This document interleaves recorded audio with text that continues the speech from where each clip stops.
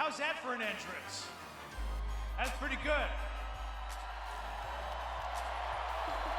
Timeouts during the game. They are cheering your name. We're going to chat in a little bit, but Zach, you got a throne, man. I need me one of these. The Kings, yeah, you're going to take yourself a seat because you told Rob Fischer during the course of the game on the telecast, it's all love. So big fella, we are going to love on you tonight. We got some special guests for you, and you know, for all of us with the Grizzlies that have been around Zach Randolph, been fortunate enough to be around Zach Randolph, we've all been sharing memories. And some of my favorite memories are, hey, Coach Hollins, don't call no plays. Throw it to the hand. And Zach, when I think of your career, I think about your hands because your hands were so soft that you could finish around the rim. But they could be really, really strong to get that rebound or Z-bound, or if you had to deal with somebody like, I don't know, somebody played for the Clippers. But the other part about your hands, Zach, you had giving hands, generous hands. You gave to this community. You gave to people that needed to be uplifted, and you did it with a happy heart. And Zach, like I said, it is going to be all love tonight. Now, a lot of tributes.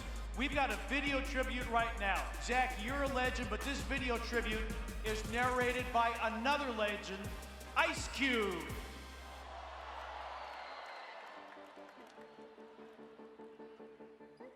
Every neighborhood has a bully.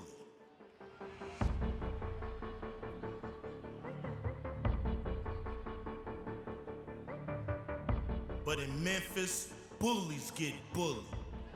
Oh, here comes Z-Bo. Z-Bo was a problem. Z-Bo was never gonna back down. He's super competitive. He's never gonna fold. He's never gonna bend. He coming with the force. Big guy don't get in his way, he gonna run you over. It's just how it goes. For 8 seasons, Zach Randolph brought his punishing style of basketball to the 901. Ruthless, never lets up. Like even if something wrong with your foot, he doesn't care. Like he's gonna put his elbow in your chest and go through you and go to the rim. Get him on the court and he's trouble. He'd go against defenders with incredible reputations. We're talking Hall of Fame guys on both ends of the floor, and they'd end up going back to the other end, shaking their head. The look Z-Bo gave when he knew he was gonna go to work, literally looked like you said something to him, like he didn't like. His ability to play at all 3 levels. He can shoot it, he can be physical with you back to the basket, and he can drive. Just throw it to the hand. Randolph, the dice all over him. Tough shot. He wasn't someone who was super athletic, but he just always got it done. He was a walking double-double. Z-Bo, no, he didn't play above the rim, but he had 25 rebounds. That's his main thing. He has a knack for rebounding. Somehow, some way, he's always around that basketball. Always knew about position. And then if you get on that right block over there, he was gonna rock you. When Z-Bo get the cooking, he get the jab and left, and it's just something about the shoulder when he get to doing that, you know it's a problem. Randolph puts it in. Guy could flat score it, and it mattered not if he was outsized. It mattered not if you sent a double. Zach Randolph was that good. 3 things gonna happen with Z-Bo. I'm gonna tell you right now. Score, foul, or assist, and then some more rebound. Puts it in, yes!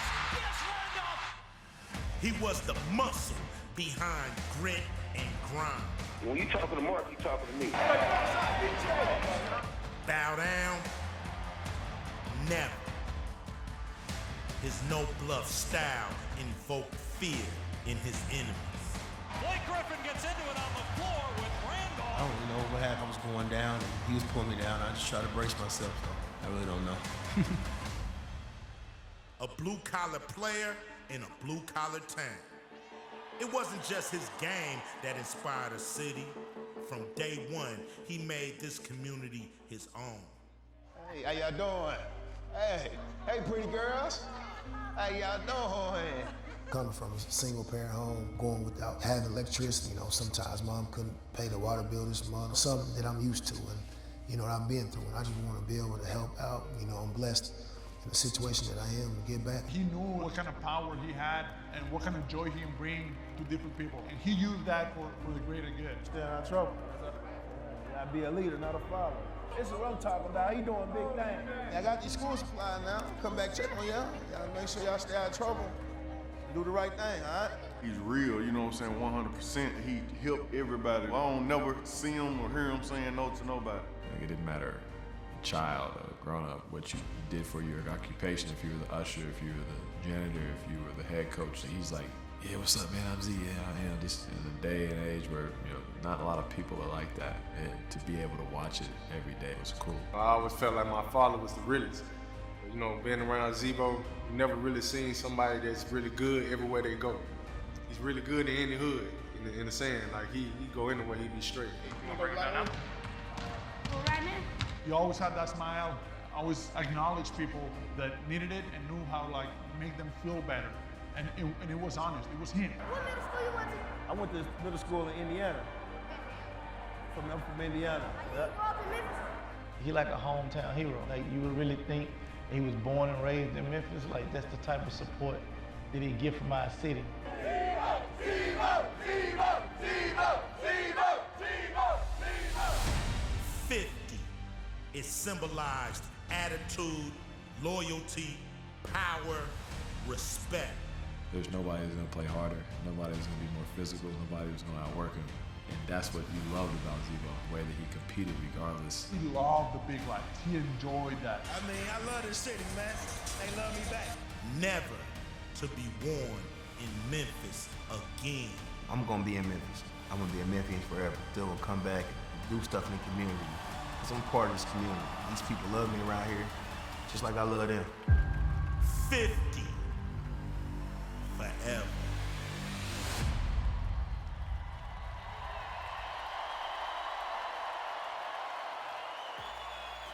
Now, Zach, we have a gift for you. So why don't you come on over here, Grizz? Give me a hand here. Let's unveil this. Zach, I know how big the music industry is to you. So let me give it a chance to read this for you. It's that quote that you gave to Doris Burke after Game 6. It's a blue-collar town, and I'm a blue-collar player, a hard worker. Nothing's been given easily to me, and nothing's been given easily to this town. It's a fit. And Zach, for everything you built here in Memphis, and for everything you will always mean to us, thank you.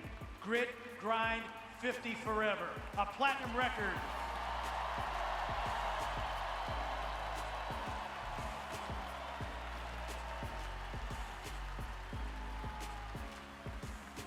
You got some wall space for that, right? We've got some special guests here, and one of them could not be here tonight, but he was the guy when Zach, and I forgot to mention about the hands, when you licked your hands, I knew something good was about to happen. The guy who threw it to the hand, Mike CONLEY. What's up, Zebo? It's your boy. Just wanted to congratulate you, man, on getting your jersey retired, big 5-0 in the rafters. I wish I could be there tonight, but we have a game. Otherwise, I'd be front row. Like I always said I would be, to see you, man, and the family enjoying that moment together.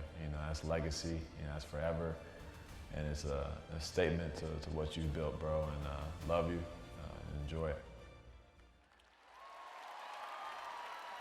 So many people want to be here. So many people are here. We've got some special guests, people that were important in your life and your basketball life.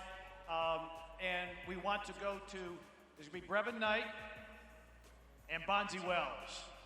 Thanks, partner. What's up, Memphis? Well, this is a special night. Zebo, you know what? I've always told you, I have never gone anywhere in my career of basketball as far as you and that core four have taken me. So for that, I thank you. But we have a special guest here tonight. He doesn't need any introduction. Longtime NBA vet, former Memphis Grizzly, now the head coach at Lamont Owen. Yes, sir. Yes, sir. Mr. Bonzi Wells. Bonzi, so many people talk about Zebo when he had arrived. You knew a younger Zebo in his teen years. What did you see from a younger Zach Randolph? Man, I met a killer. Me being from Indiana, growing up, we were at basketball state, and you know, me being one of the top hoopers coming out, I was a little bit older than Zebo, and they brought Zebo to me. It was like, hey, we got a player. We need you to mentor him. We need you to show him the way. And when he brought him to me, he was like 14 years old. So I put him in a street ball tournament with grown men. Zebo was 14, 15 years old. He had 37 points and 20 rebounds. So, so we knew right then that we had a ball on our hands. The double-double machine started early. Yes. Well, the one thing that Zebo, we always talked about how great of a player he was. Michigan State coming into Portland where you guys saw him. But then once he came to Memphis, it wasn't just being a player. He turned into a leader of men. How did you watch his progression from that teenager to what he did here in Memphis? Well, when Zebo came here, I told him, I said, listen, Memphis embraced me when I came here. They love guys like us. They love guys that play hard, put on for the city, do everything they can to win. I said, Zebo, this is the perfect fit for you. And when he got here, I just knew the type of guy Zebo is. I mean, you know Zebo, he's a leader in his family. He's a leader in his peers. So I knew it was going to be a perfect fit for him. All Memphis needed was a shot in the arm, and Zebo was the perfect shot in the arm. Well, he was definitely a shot in the arm that gave us 7 straight playoff runs. It's that shot in the arm, one that was definitely needed. Well, Bonzi, thank you for being here. I know that you're going to definitely go over and say hello to the big fella, but we have some other people here. I'm going to send it on over to Ralph Fischer. See, he has a special guest. That's right. Thank you very much, Brevin, and it is a pleasure to welcome to the stage. He was the general manager for the Grizzlies for over a decade. He brought the core 4 here to Memphis, including Zach Randolph, oversaw a 7-year run in the postseason. Former general manager Chris Wallace here. Chris, thank you very much for being here. Chris, when you made the trade for Zebo, what did you think you were getting when you made the deal? Well, we thought we were getting a guy that could be our first real go-to player. Use a football term, a guy could carry the mail.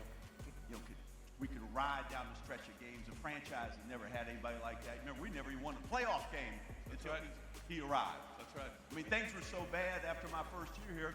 I made one of the biggest mistakes of my life. I sold my condo in Florida. I said, we can't win here, all right? I'm gonna get fired, all right? Then he came to town, and you know, we went from 24 to 40 wins, and I could live to be 120. I always remember that fourth quarter, game 6, San Antonio, when we clinched the series, 17 points in the fourth quarter, that mid-range jumper on the left side, getting his headband pulled down over his eyes.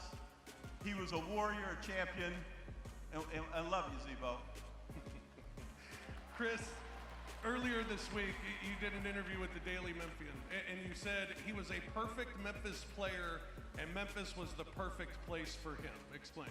Well, he brought our entire community together, all different constituencies and communities in the Mid-South in Memphis, from Orange Mound to Temple, Israel, from South Haven to South Wind.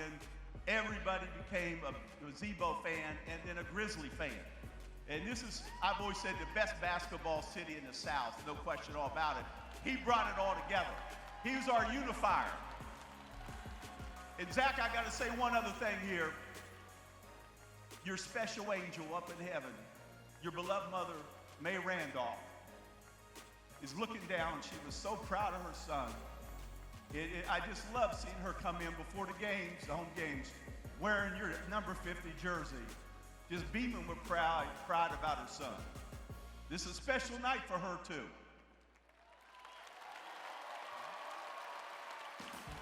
Chris, Zebo always showed up for the moment. He relished the moment. How many players you haven't been around a lot of? You've been around a ton of guys in the NBA, being around in the NBA. Where does he stack up with a guy who fits that moment? Well, I mean, he never shied away from the moment, from sticking his nose in trying to win a game. You know, you can live with a guy that comes up short, but you don't want guys running from the battle. And I always remember when things would get tough, he'd come over that timeout. Now, I've got to clean some of this up for the audience. But he'd say, bring that thing downstairs. Get it downstairs to me, right? And that's what your stars have to have. That attitude, they can't be denied. They're going in, they're not afraid of anybody. They think they're the best player in the world every time they step on the court. He brought that up to us. He brought swagger and toughness that we lacked as a franchise before Zach arrived. Chris Wallace, thanks for being here. Appreciate it. My pleasure. Enjoy It's the night. an honor. Thank you, Zach. All right, let's send it back over to Brevin, who's got another special guest for us. Well, I'm gonna tell you, I have a very, very special guest here who needs no introduction at all, because this man here, Lionel Hollins, ladies and gentlemen. If I remember correctly, basketball, the way the Memphis Grizzlies played basketball, wasn't special throughout the league, but it was special to Memphis. Talk about how Zach Randolph influenced the style of play that you implemented with this team. Well, when Zach first came to the team and we went to training camp, we were trying to run up-tempo, fast break basketball, and it wasn't working too well. And got with the coaches, and everybody's like, you know, we need to slow the ball down, and we need to attack with our best players, MARC, GASOL, Zach Randolph, Rudy Gay, all pretty much inside mid-range guys. And once we did that, we took off. And I say Zach was the Black Panther that everybody could rally around. Because when we threw the ball in the post, we knew we were going to get 2 shots, 2 free throws, or and 1, or he was going to get the offensive rebound. And Chris was talking about Zach in that 6th game against San Antonio. That was a special moment because, you know, we didn't know who we were, where we were going, and we made some big strides in that series, and now was a chance to close it out rather than go back to San Antonio. And I remember calling the play, and Mike Conley took the ball over and threw it into Zach, and Zach scored. And I called another play, Mike Conley took the ball around to Zach and threw it, so I knew Zach was talking to him. But I said, hey, forget calling plays, just throw the damn ball to Zach. Well, listen, Mike Conley was a smart point guard. He knew exactly what to do. But Z-Bo, the talk for him is not all his influence on the court with this Grizzlies team, but it's also his influence off the floor. Talk about how he continued to grow that with his time here, and continues to do it today. Well, Zach is, you know, he's a rough, tough guy on the court. He's a rough, tough guy in general, but he's really a teddy bear to kids, families, people who come from less than him. And he came from a little, and for him to see other people, he felt for them, and he always wanted to give back to them. And that was probably before he came to Memphis. And when he came to Memphis, it just took off, and as he says, I'm a blue-collar player, and it's a blue-collar town, but Zach was a warrior. There was nobody he was afraid of, and there was nobody he was afraid to take off. Ask Blake Griffin. Last thing here, Lionel, the one thing, we all know how physical of a player he was. We know the touch, we know the licking of the fingers. But I would like to know, how did you guys communicate with one another? Because you're talking about a guy yourself, a competitor, the same way, a no-nonsense guy. How did that relationship come to fruition? Well, I really didn't have a lot of problems communicating with Zach. He didn't say a lot. He just went and played. And if he was really mad at me, he'd throw his towel at my feet, let me know that he was upset, and then I'd have to let him know I was upset at him too. But you know, the thing is Zach just wanted to win. He was a heck of a competitor. And I learned early on is when we were on the court competing, don't talk to Zach. If I didn't like what he was doing, just take him out of the game. He might be mad, but he wouldn't do anything. But if I started talking to him, then it was going to escalate. So I learned early on just to take him out of the game, and when I was ready to put him back in, he was ready to go back in. Well, Coach, thanks for being here. We love the stories. We love you. Thank you also for that run, start of the run, the playoffs for this Grizzlies organization. I just want to say it's a privilege and honor to be here. Zach has his number retired, and this is your night, Zach, and enjoy, and we'll be in touch soon because I got a lot to talk to you about. Well, Fish, I'm going to send it back over to you. I think that you have a guy that some people in here may know. Yeah, I got a special guest over here, 3-time NBA All-Star, NBA Defensive Player of the Year, spent over a decade wearing number 33 for your Memphis Grizzlies. His number will be up there with Zach soon. Ladies and gentlemen, MARC GASOL.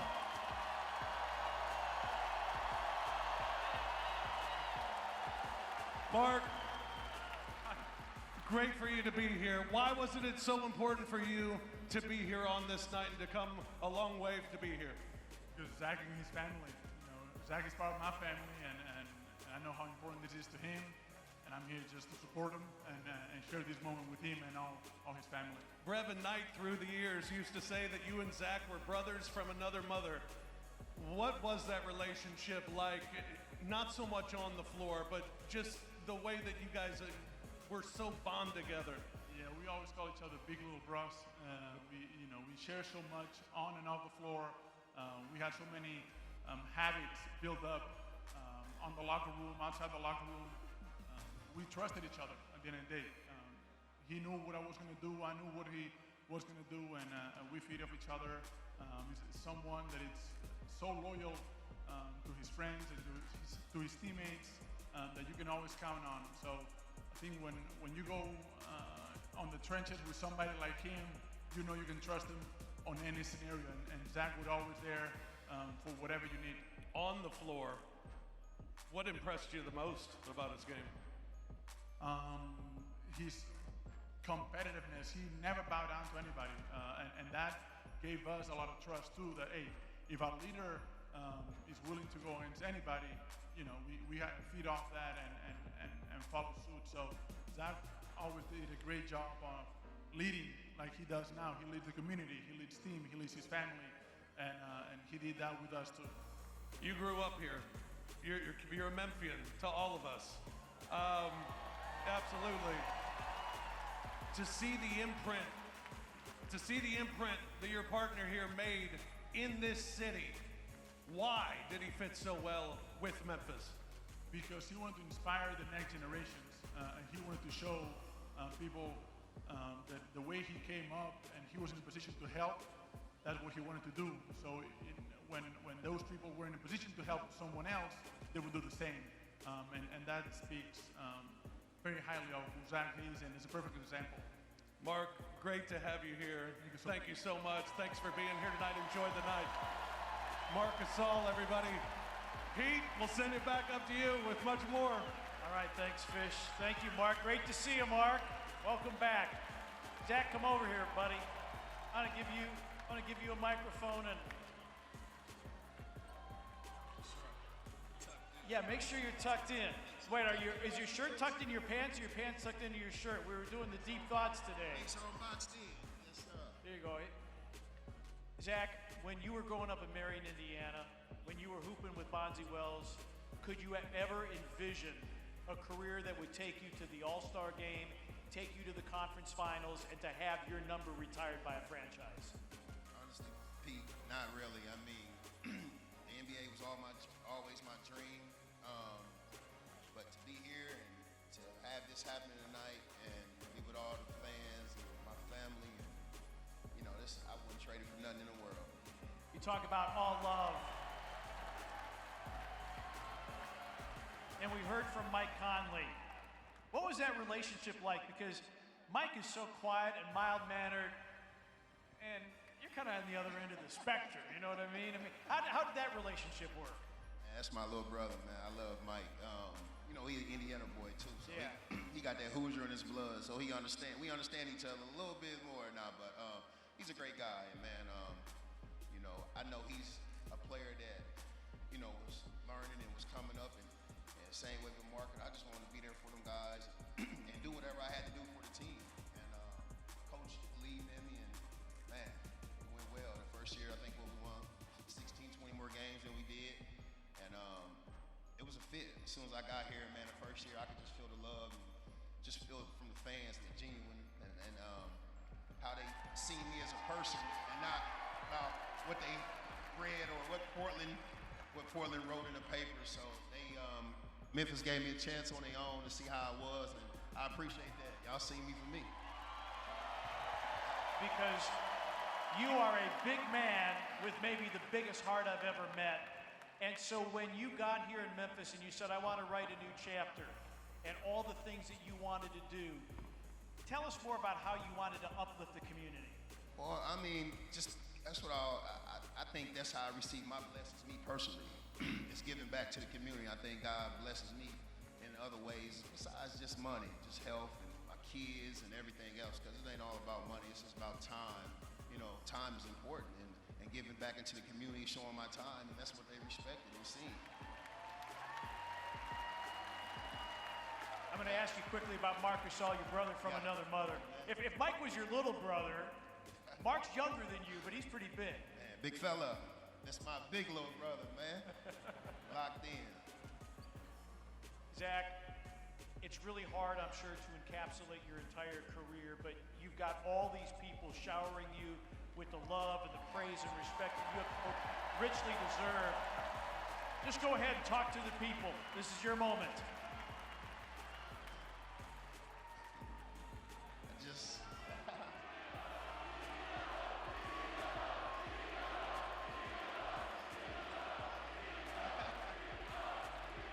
Man, this is unbelievable. Really, just, man, I would never, get my jersey retired, coming to this organization, coming to this city.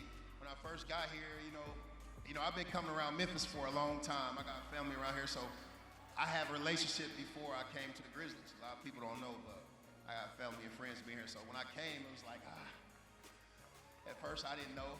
And man, when I came and got with the practice and got with the guys and got in training camp, I knew it was a fit. Them guys, they were humble and they were willing to work hard. And we had a great coach and great Chris Wallace is believing in us, man. And we just went and we believed in ourselves.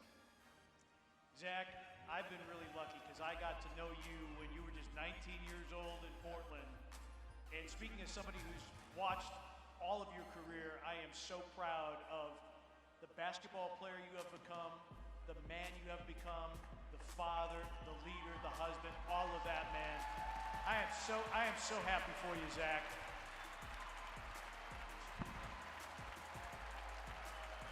All right. This is why we are here. Marcus Tucker, take us the rest of the way. This is what we have come to see tonight.